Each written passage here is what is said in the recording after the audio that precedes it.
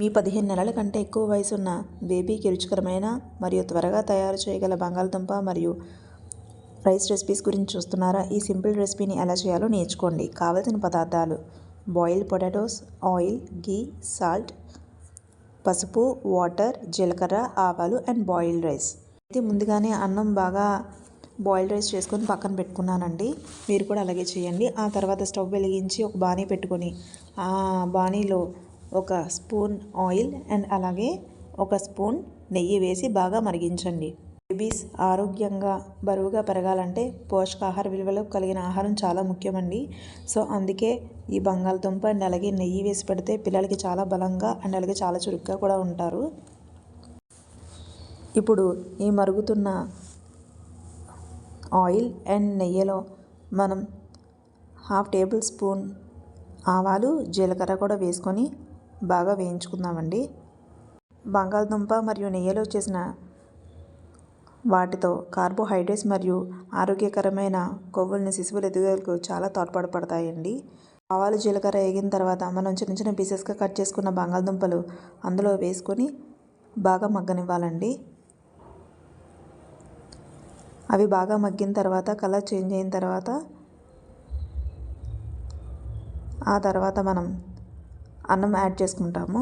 So ఇలా కలుపుకొని colour వచ్చేంత వరకు ఉంచుకుందాం. ఆ తర్వాత మనం ఒక చిటికెడు పసుపు అండ్ అలాగే మనకు తగినంత సాల్ట్ వేసి బాగా కలుపుకోండి. బాగా కలుపుకొని అది బాగా కలర్ వచ్చేంత వరకు చూసుకొని మూత పెట్టుకొని బాగా ఉడికించుకోండి. ఆ తర్వాత ఒక 1/2 గ్లాస్ వాటర్ వేయండి. వేసి అది బాగా మెత్తగా అయ్యేంత వరకు చూసుకొని కలుపుకొని పెట్టుకోండి. ఆ తర్వాత మీరు ఒక చిటికెడు ఏం చేస్తారనంటే కారంని యాడ్ చేసుకోండి. చిటికెడండి, మరీ ఎక్కువ వేయొద్దు పిల్లలకి. సో చిటికెడు కారం వేసి బాగా కలిపి మూత పెట్టి బాగా మగ్గనిస్తే మీకు ఏంటంటే దగ్గరికి ముక్క బాగా మెత్తబడిపోతుంది. సో ఈలోపు నేను ఏం చేస్తున్నాను అనంటే ఒక చిన్న మన పిల్లలు ఎంతైతే క్వాంటిటీ తింటారో అంత క్వాంటిటీలో ఒక బాణీ పెట్టుకొని ఒక చిన్న తీసుకొని అందులో రైస్ వేసుకొని బాగా మెత్తగా చేసుకొని పక్కన పెట్టుకోండి. ఈలోపు నేను వీడియోలో చూపిస్తున్నట్టుగా కొద్దిగా చిటికెడు కారం వేసి బాగా వేయిస్తున్నాను. అది బాగా ఇంకొంచెం దగ్గర పడేంత వరకు బాగా వేపిన తర్వాత ఈలోపు చూసారా మా దార్షి ఏం చేస్తుందో. తనకి ఇష్టమైన పొటాటో రైస్ చేస్తున్నానని చెప్పేసానని చాలా హ్యాపీగా ఫీల్ అవుతుంది. సో ఇలా బాగా కలిపిన తర్వాత రైస్ వేసేసి బాగా కలిపేసుకోండి. వాటర్ అది లేకుండా బాగా డ్రైగా అయిపోయి కలిపేసుకుంటే సరిపోతుంది. మీరు అందులోనే రైస్ వేసుకొని బాగా కలిపేసి దానికి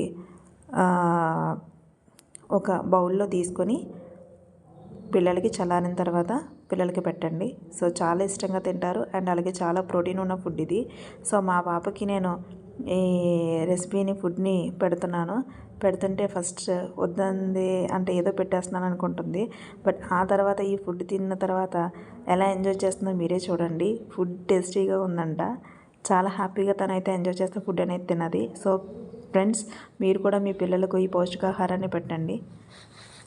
థ్యాంక్ యూ ఫ్రెండ్స్. ఇలాగే సపోర్ట్ చేయండి అండ్ అలాగే ఇంకెన్ని చాలా బేబీ రెసిపీస్ అనేవి ఈ ఛానల్లో నేను అప్లోడ్ చేస్తాను. సో నెవర్ మిస్ అండి. మా పాప చూసారా ఎలా ఎంజాయ్ చేస్తుందో ఫుడ్ని. అండ్ మోరోవర్ ఏంటంటే పిల్లలకి ఎప్పుడు ఫోన్స్ చూపించొద్దండి. పిల్లలకి ఎప్పుడన్నా ఫోన్స్ చూపిస్తే వాళ్ళకి అలవాటు పడిపోయి వాళ్ళకి ఏంటంటే మాటల్లో రావడం అనేది చాలా లేటుగా అవుతాయి. సో పిల్లలు ఏంటంటే ఎంజాయ్ చేస్తూ గేమ్స్ ద్వారా కానీ లేకపోతే వాళ్ళకి ఏమన్నా ఇచ్చి వాళ్ళని ఎంటర్టైన్మెంట్ చేసేవి ఏమన్నా పెట్టి మనం పిల్లలకి తినిపించాలి తప్ప ఫోన్ అయితే అసలు చూపించకూడదండి. సో అది వాళ్ళకి ప్రాబ్లం బాగా అయిపోతుంది మనకి. Thank you.